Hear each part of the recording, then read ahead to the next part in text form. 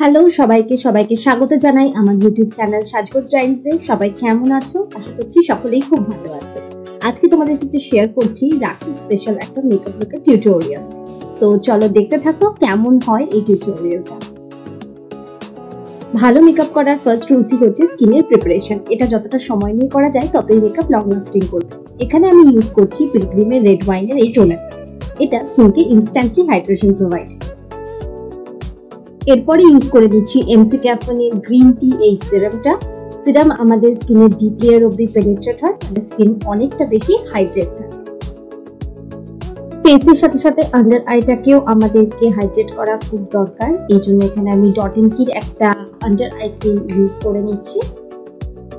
এরপরে সোজা চলে যাব আই মেকআপে। এখানে ইএলএফ এর একটা কনসিলার দিয়ে আমি আই বেস ক্রিয়েট করে নিচ্ছি।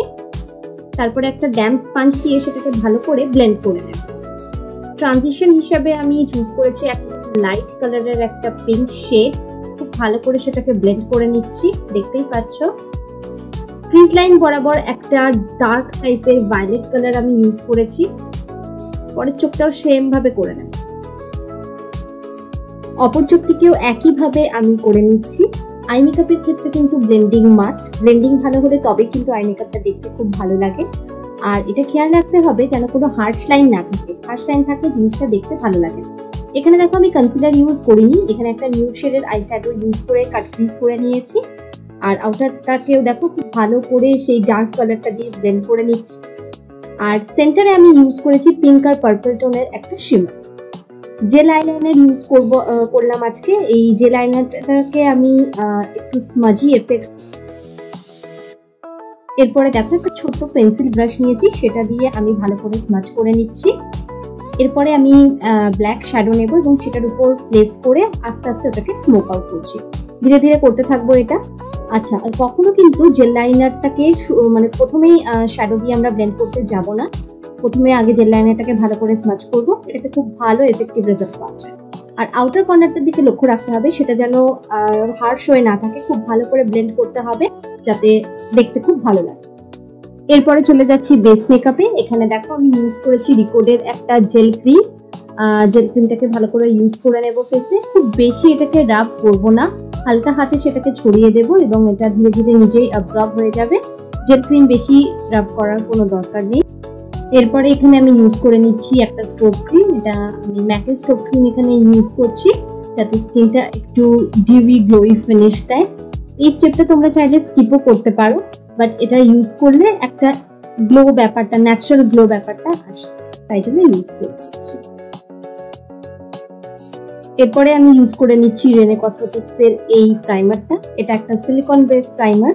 আমি প্রাইমারটা দেখো শুধুমাত্র যে জায়গাগুলোতে আমার ওপেন পোরস আছে সেই জায়গাগুলোতেই আমি এখানে ইউজ করে নিচ্ছি। আর প্রাইমারটা দেখো আমি আমার আন্ডার আইতেও ছড়িয়ে দিচ্ছি, কারণ আমার আন্ডার আইতে ক্রিজের সমস্যা আছে। তো সেক্ষেত্রে প্রাইমার ইউজ করলে ক্রিজের সমস্যা থেকে কিছুটা পরিমাণে রেহাই পাচ্ছে। এরপরে যে স্টেপটা সেটা হচ্ছে কালার কারেক্টিং। দেখো আমি এখানে লরিয়েলের এই কনসিলারটা ইউজ করেছি। এখানে এটা হচ্ছে 2 শেড ডার্কার আমার স্কিন টোন থেকে। আমি সেই সমস্ত জায়গাগুলোতে এটা ইউজ করে নেব যেখানে আমার প্রবলেমস আছে, যেমন আমার আন্ডার আইতে আছে, অ্যারাউন্ড লিপস আমার একটুখানি ডার্কনেসের প্রবলেম আছে, সেই সমস্ত জায়গায় ইউজ করছি। আর সেটাকে ব্রাশ দিয়ে ভালো করে আমি ব্লেন্ড করে নেব।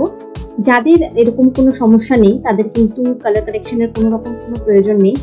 শুধু লেয়ার আপ করলে কিন্তু অনেকটা কেকি হয়ে যাবে বেসটা, তাই সেটা যতটা লাইট রাখা যায় ততটাই কিন্তু ভালো। ব্রাশ দিয়ে ভালো করে আমি কনসিলারটা ব্লেন্ড করে নিয়েছি, কিন্তু তারপর আমি একটা ড্যাম্প স্পঞ্জ সেটাকে ভালো করে ব্লেন্ড করে নিয়েছি। এবার চলে যাবো ডিরেক্ট ফাউন্ডেশনে। আমি এখানে প্যালেটের মধ্যে ফাউন্ডেশন নিয়ে নিয়েছি এবং সেটাকে ওয়ার্ম আপ করে দেখো আমি ধীরে ধীরে সেটাকে বেসে বসাচ্ছি। ভালো করে সেটাকে ব্লেন্ড করে নেব। ফাউন্ডেশনটা ভালো করে ব্লেন্ড হলে বেসটা আমাদের ফ্ললেস লাগবে দেখতে। আমার যতটা নেক এরিয়া আছে পুরো নেক এরিয়াতে আমি দেখো ব্রাশের সাহায্যে ভালো করে ব্লেন্ড করছি ফাউন্ডেশনটা। এবারে একটা লাইট শেডের কনসিলার ইউজ করে নিচ্ছি। হাইলাইটিং পয়েন্টগুলোতে অল্প পরিমাণে লাগিয়ে নেব। তোমাদের আমার মেকআপ ভিডিও কেমন লাগছে অবশ্যই কমেন্টে জানিও। এরপর থেকে আমি চেষ্টা করব প্রতিনিয়ত মেকআপ ভিডিও চ্যানেলে আপলোড করার। দেখো হালকা একটুখানি ক্রিম কন্ট্রোল ইউজ করেছি, খুব সামান্য পরিমাণে। এরপরে সেই কনসিলারটাকে আমি ভালো করে ব্লেন্ড করে নিচ্ছি। অনেকটা দূরত্বে দেখো আমি কনসিলারটা অ্যাপ্লাই করেছি, ধীরে ধীরে সেটাকে চোখের ভিতর মানে ইনার কর্নারের দিকে আস্তে আস্তে ব্লেন্ড করবো। এবার মেকআপ সেট করার পালা। এখানে মার্সের একটা ট্রান্সলুসেন্ট পাউডার নিয়েছি আমি। এবার মেকআপটাকে সেট করব। মেকআপটা সেট করার আগে এরকম ছোট্ট দেখে একটা ব্লেন্ডার নিয়েছি, সেটা দিয়ে ভালো মতন ক্রিজ লাইন যত আছে সেগুলোকে ভালো করে ব্লেন্ড করে নিচ্ছি।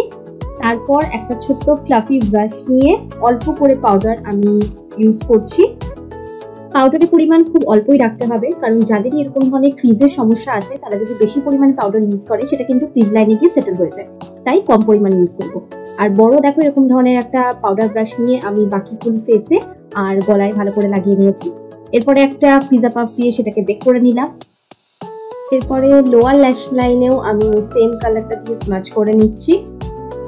আমি আউটার কর্নারের দিকে একটুখানি কাজল অ্যাপ্লাই করে নিচ্ছি। দেখো এখানে আমি কে বিউটির কাজলটা ইউজ করেছি। এবারে ডাস্ট অফ করে নেব আমার লুজ পাউডারটাকে। এখানে একটা কম্প্যাক্টের হেল্প নিয়ে আমি ডাস্ট অফ করেছি। এবারে পাউডার কন্ট্যুর অ্যাপ্লাই করে নিলাম।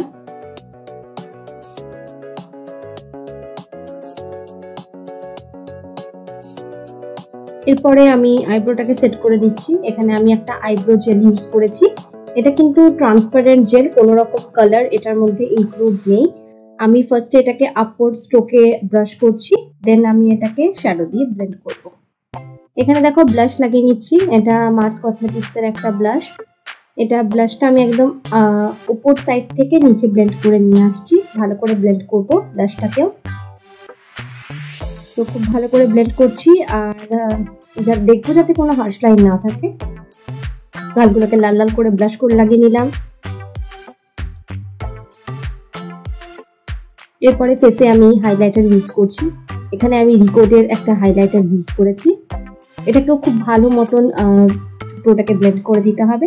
এবারে চলে যাচ্ছি আইব্রোতে। আইব্রোটাকে দেখো আমি একটা ডার্ক ব্রাউন কালারের শ্যাডো নিয়ে আমি এটাকে অ্যাঙ্গুলার ব্রাশ দিয়ে হালকা হাতে করছি এটাকে। আর এরিয়া থেকে ধীরে ধীরে প্রথমে এটাকে ব্লেন্ড করব। একটা স্পুলি দিয়ে ভালো করে এটাকে ব্রাশ আউট করব। এরপরে এখানে ইউজ করছি রিকোডের প্রেপসেট প্রাইম এই সেটিং স্প্রেটা। এটা মেকআপটাকে সেট করতে হেল্প করবে। এখানে আমি কোনো ফিক্সিং স্প্রে ইউজ করিনি, কারণ আমি এটা মেকআপটাকে খুব বেশিক্ষণের জন্য রাখিনি, ওই জন্য আমি ইউজ করিনি। তোমরা কিন্তু অবশ্যই একটা ফিক্সিং স্প্রে ইউজ করবে মেকআপটাকে লং লাস্টিং আর অনেকক্ষণ ধরে স্টে করানোর জন্য। ভালো করে এটাকে ড্রাই করে নিচ্ছি। এবার চলে যাবো লিপসে। লিপস্টিক আমি এখানে একদম নিউড কালারের একটা লিপস্টিক লাগিয়ে নিয়েছি, দেখতেই পাচ্ছ। লিপ ব্রাশের সাহায্যে খুব ভালো করে সেটাকে লাগিয়ে নিচ্ছি। ব্যাস আমার লুক প্রায় কমপ্লিট। এবারে জুয়েলারি পরে নেব। জুয়েলারি পরলাম আর হেয়ার অ্যাক্সেসরিজ কিছু হেয়ারের স্টাইল করে নিয়ে আমার লুকটা কমপ্লিট হয়ে গেছে। তোমরা অবশ্যই জানিও লুকটা কেমন লাগছে। সবশেষে সিঁদুরটা পরে নিচ্ছি। একটা লিকুইড সিঁদুর দেখো প্রথমে লাগিয়ে নিলাম। এরপরে সিঁদুরটাকে একটু বোল্ড দেখানোর জন্য একটা ড্রাই সিঁদুরের উপরে ভালো করে প্লেস করে নিয়েছি। ব্যাস আমার লুকটা কমপ্লিট হয়ে গেছে। একটা বিন্দি পরে নিচ্ছি। লুকটা কেমন লাগছে অবশ্যই জানিও। ভালো লাগলে প্লিজ লাইক করতে ভুলো না, আর তোমাদের মতামত অবশ্যই কমেন্টে জানিও। Thank you.